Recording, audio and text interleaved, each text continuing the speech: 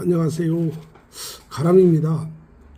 오늘은 얼마 전에 발표되었던 도시민을 위한 농촌 체류용 쉼터에 대해서 좀 간략하게 제가 설명을 좀 해드리려고 합니다. 개요는 도시민 주말 체험 영농 확산을 위해서 농촌 체류용 쉼터를 24년 12월부터 시행한다고 7월 3일 날 개요를 발표를 했어요. 내용은 본인 소유하고 있는 농지에 농지 전용 절차 없이 체험 영농 활동을 위한 임시 숙소를 설치할 수 있게 하겠다.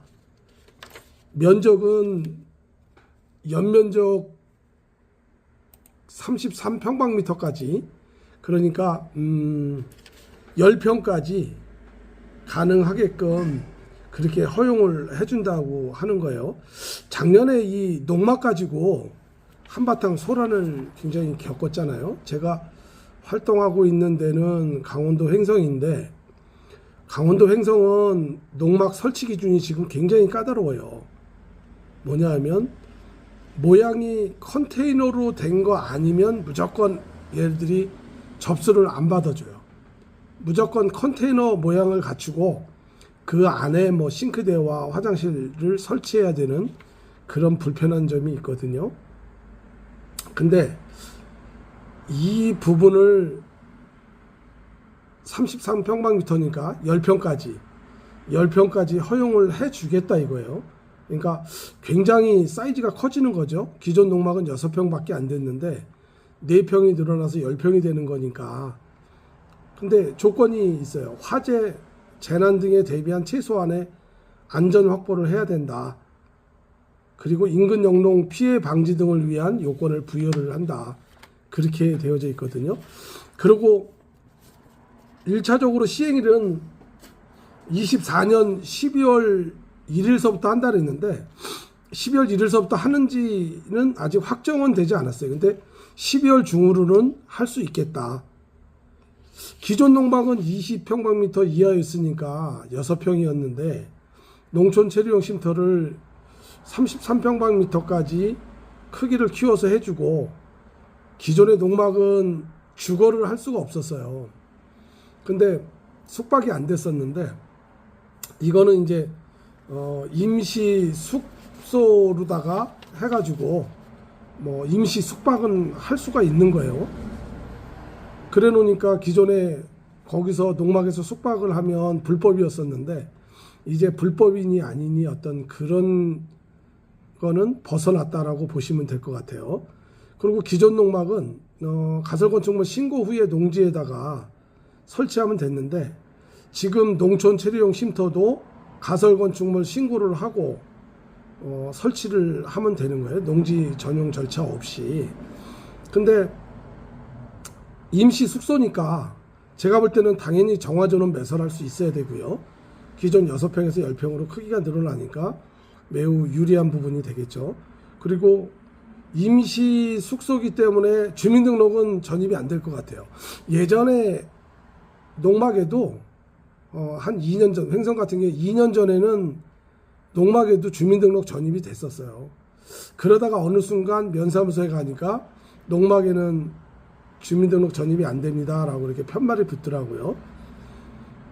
그리고 다락의 설치 여부는 제가 볼 때는 허용이 될 것 같아요. 왜냐하면 아직 이게 확정은 되지 않았지만 어떤 그 가설건축물의 제반 규정 자체를 건축법에 의한 규정을 적용을 받게 되어져 있는데, 건축법에는 평균 고가 1.8 미만이면 다락으로다가 해서 연면적에 포함되지 않는 거로 되어 있어요. 그렇게 되어 있으니까 다락은 뭐 설치가 될 것으로다가 예상을 하고요. 기존의 농막에도 다락은 설치한 농막들이 많았었잖아요. 그 다음에 이 임시로다가 숙소로다가 쓰더라도 가설 건축물 앞에 뭐 데크가 있다든지 잔디를 좀 심는다든지 뭐 파쇄석을 깐다든지 파고를 한다든지 이거는 농막에서는 전부 다 불법이었어요. 근데 요런 내용들은 어디까지 허용해 줄 것인가, 이 문제는 아직 확정된 게 없고 현재 검토 중이라고 얘기를 하거든요.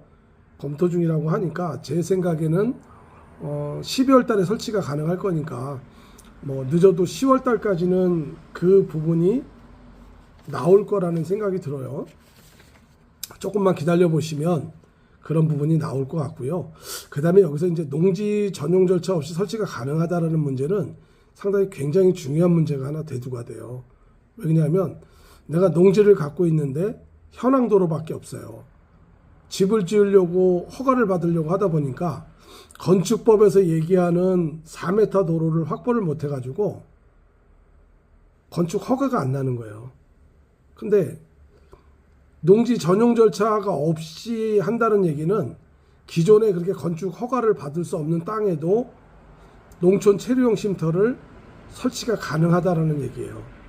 왜냐하면 내가 다른 사람 땅을 통해서 들어간다. 그 도로가 포장이 돼 있어도 횡성 같은 경우에는 군에서 포장한 도로가 아닌 개인 사도라면 꼭 그 동의서를 받아오라 그래요. 근데 요즘에 시골에서 동의서 잘 안 해줘요.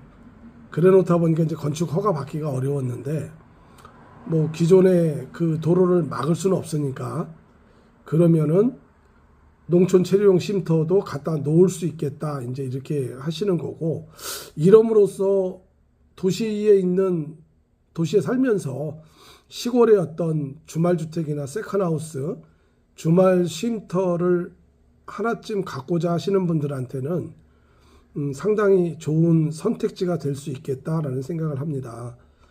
그러면은 지금 기존에 우리나라의 농막이 굉장히 많이 보급이 되어져 있는데 전국적으로 뭐 한 25,000개 이상 된다고 해요. 그러면 그 25,000개 넘는 농막들은 어찌 되겠느냐. 기존 농막은 6평이었잖아요. 그리고 규제도 많았고, 이 부분도 현재 그 농림축산부에 있는 담당자는 아직 확정된 건 없는데 검토 중에 있다라고 얘기를 해요. 근데 제가 볼 때는 뭐 기존 농막을 농촌 체류용 쉼터로다가 전환시켜 주는 게 뭐 전혀 불가능하지 않을 것 같아요. 당연히 전환을 시켜줘야 된다라고 생각을 하고, 어차피 소멸되는 농촌에다가 그 소멸을 방지하기 위해서 생활 인구를 늘리기 위해 가지고 도시민들한테 이 혜택을 주는 거잖아요. 그러면 기존에 있던 농막들도 당연히 그 혜택을 받을 수 있게끔 그렇게 처리해 주는 것이 맞다라고 생각을 하고요. 당연히 그렇게 될 거라고 생각을 해요.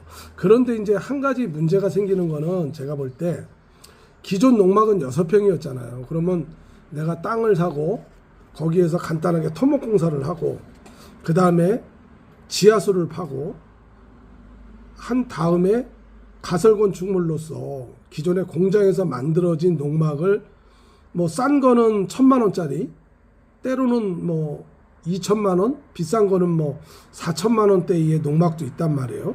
그런 거를 이동시켜서 갖다 놓고 사용을 했는데 그 평수가 6평이었단 말이에요. 근데 이제 앞으로는 10평까지 허용을 해주겠다 이렇게 되면 결국에는 건축비가 늘어나잖아요. 그리고 아까 그 단서 조항에 화재, 재난 등에 대비한 최소한의 안전 확보를 해야 된다라고 했어요. 그거는 뭐냐면 여기가 임시 숙소지만 뭐 숙박을 해야 되니까 그 화재에 대한 부분, 그 다음에 날이 너무 추울 때 그러면은 저기 하니까 최소한의 단열 규정도 제가 볼 때는 주어질 것 같아요. 그런 모든 부분들이 결국에는 건축비가 상승하는 역할을 한다 이거죠. 기존에 6평짜리 농막을 그냥 뭐 우리 좀 괜찮은 거로 했다. 그럼 2,500만 원이면 기존 농막을 살 수가 있었는데 10평이 돼버리면 2,500만 원이 아니라 4천만 원이 된다는 얘기죠. 농막만 해도. 근데 이게 10평짜리는 이동하는 것도 사실 상당히 힘들어요. 왜냐하면 뭐 2개로 나눠서 가지고 와서 조립을 하면 되는데 뭐 이동비도 늘어나는 문제가 생기고요. 그 다음에 어떤 토지의 면적도 그렇고, 또 내가 데크도 허용해주고 뭐 잔디도 심어야 되고 이러면 조경 비용도 많이 들어간다는 얘기죠. 그랬을 때 저희 횡성 지역에서 기존에 토지 150평 농막 6평짜리 농막이 뭐 한 7천에서 8천 정도면 거래가 되고 구입이 가능했는데 제 생각에는 농촌 체류용 쉼터로 바뀌게 되면 이 금액대가 1억 정도까지는 올라갈 거다라는 생각이 들어요. 왜 그러냐 하면 내가 건물을 10평을 지어야 되고 주변에 제반 이렇게 하고 토지도 한 150평 있어야 된다고 하면, 그러면 기존에 분양되거나 기존에 거래되고 있는 소형 전원주택들, 그 전원주택들이 1억 초반대에 형성이 되어져 있는데, 농촌 체류용 쉼터와 그 다음에 소형 전원주택과의 어떤 그런 경쟁 관계가 어떻게 될지 저는 조금 궁금한 부분이기도 해요. 그 다음에 지금 우리나라 인구의 어떤 굉장히 소멸이 빠르게 되고 있잖아요. 그래서 소멸 지역으로 나타나 있는 데가 전국이 아주 시뻘개요. 대도시 빼고는 다 소멸 지역으로 나타나고 있는데, 그래서 이 도입되는 게 생활 인구의 개념이에요. 왜냐하면 주민등록이 되어져 있는 그 부분만 그 인구가 아니고 이쪽에 와서 생활하는 어떤 그런 부분들까지 전부 다 생활 인구라 그래가지고 그쪽으로 다 카운트를 하겠다라는 부분이 있거든요. 그러니까 시골에서 어떤 그 소멸되지 않도록 정책적인 방향이 앞으로는 많이 좀 바뀔 것이다라는 생각이 들고요. 올해는 전원주택 시장이나 시골의 토지 시장이 사실 굉장히 안 좋은데, 내년부터는 그쪽 시장이 좀 살아나지 않을까라는 생각을 합니다. 그런 생각을 하고, 지금 이동식 모듈러 주택을 만드는 그 업체들은 뭐 농촌 체류용 쉼터로 쓰일 수 있는 10평짜리 모델을 개발하기 위해서 사실 많이 노력들을 하고 있는데, 내년에 어떤 현상이 나타날지 모르겠어요. 제가 볼 때는 이동식 주택도 저기지만 현장에서 짓는 현장 건축도 많이 이루어질 것 같아요. 그러면 어떤 평당 건축비 때문에 농촌 체류용 쉼터가 농막보다는 비용이 뭐 한 30-40%, 많게는 50% 이상 더 들어가는 주말 쉼터가 되지 않을까, 그런 생각을 해봅니다. 오늘은 제가 생각하는 농촌 체류용 쉼터에 대해서 말씀을 드렸고요. 하여간 뭐 잘 연구하셔서, 일단 토지와 건축비 두 가지로 다 형성이 이루어지잖아요. 그러니까 토지를 조금 저렴하게 사실 수 있는 방법을 연구를 좀 해보시는 게 좋을 것 같아요. 남이 만들어서 토목공사 해놓고 물러놓고 이런 토지들은 뭐 결국에 제값 다 주고 사셔야 되잖아요. 이제 본인이 하기 힘드니까 이제 그런 부분도 있지만, 원형지라 그래가지고 지금 앞에 보이는 이런 토지처럼 전혀 손대지 않은 그런 토지들은 시골 가면 일단 이렇게 작은 소형 토지가 없어요. 그런 소형 토지들이 없는데, 그런 소형 토지를 사도 또 그래요. 사도 내가 사가지고 거기다가 토목공사를 하고 거기에다가 지하수를 파고 뭔가 이렇게 정화조를 묻고 한다라는 어떤 그런 부분들이 상당히 쉽지는 않아요. 다른 사람의 손을 다 빌려서 해야 되는데, 그런 부분들이 많이 어려운 부분들이 있으니까 잘 연구 한번 해보시고, 유튜브에 보면은 뭐 많이 알려주시는 분들이 많이 계시니까 저기 하실 수 있을 것 같아요. 오늘 농촌 체류용 쉼터에 대한 부분은 여기까지 하고요. 조만간에 발표될 2차 발표를 보고서 제가 다음에 더 자세한 얘기 알려드리도록 하겠습니다. 가람입니다. 감사합니다.